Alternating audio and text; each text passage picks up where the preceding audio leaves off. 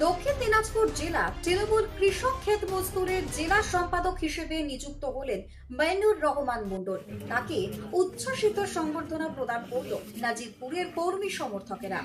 দক্ষিণ দিনাজপুর জেলা তৃণমূল কৃষাণ ক্ষেত মজদুর সংগঠনের জেলা সম্পাদক হিসেবে নিযুক্ত হলেন ৮ নম্বর নাজিরপুর অঞ্চলের বিশিষ্ট তৃণমূল নেতা মাইনুর রহমান মণ্ডল। বালুরঘাট চকব্রিগু পার্টি অফিস থেকেই দলীয় ঘোষণা করা হয়।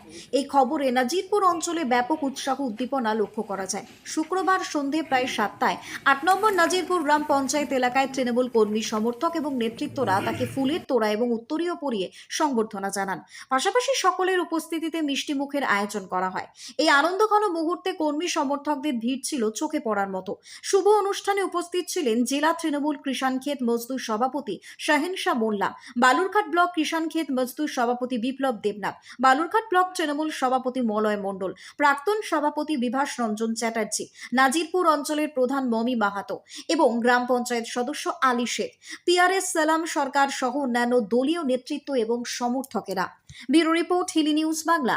রাজ্যের মাননীয় মুখ্যমন্ত্রী এবং আমাদের দলনেত্রী মাননীয় মমতা বন্দ্যোপাধ্যায়কে ধন্যবাদ ও প্রণাম জানাই। আমাকে আজকে দায়িত্ব দেওয়া হয়েছে কিষাণ ক্ষেত মজদুরের জেলা কমিটির সম্পাদক হিসাবে। বিগত দিনেও দায়িত্ব ছিলাম, 19 সালে সংখ্যালঘু সেল, তারপরে শ্রমিক সংগঠন নাজিরপুর বুথের দায়িত্ব চালাচ্ছি।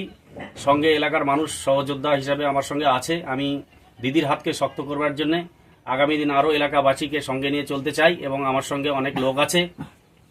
আজকে আমাকে পূর্ণেন্দু বসুর নির্দেশে আমাদের দক্ষিণ দিনাজপুর জেলার কিষাণ ক্ষেত মজদুরের জেলা সভাপতি সম্মানীয় শাহিন শাহ মোল্লা মহাশয়ের এবং বিপ্লব মিত্রের অনুপ্রেরণায় এবং পিতৃ সমতুল্য আমাদের অভিভাবক মানুষ, সেই রাজ্যের ক্রেতা সুরক্ষা ভারপ্রাপ্ত মন্ত্রীও বটে, তার অনুপ্রেরণায় আজকে আমি কিষাণ ক্ষেত মজদুরের সম্পাদক পদ পেয়েছি।